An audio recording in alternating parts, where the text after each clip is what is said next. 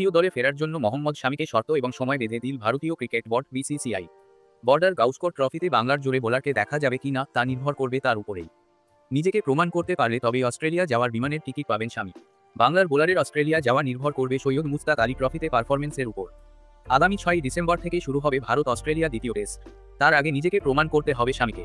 BCCI সূত্রে খবর, শামির ফিটনেসে খুশি নন বোর্ড কর্তাদের একাংশ এবং জাতীয় নির্বাচকেরা।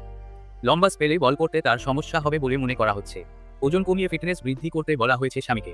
বোর্ডের এক কর্তা বলেছেন, বিসিসিআই এর মেডিকেল টিমের উপর যখন আর শামিকে একটুও নির্ভর করতে হবে না, তখনই দলে ফিরতে পারে। ওকে প্রতিটা স্পেলের পর মেডিকেল টিমের সাহায্য নিতে হচ্ছে এখন। দীর্ঘদিন ম্যাচের মধ্যে না থাকায় শামির ওজন কিছুটা বৃদ্ধি পেয়েছে।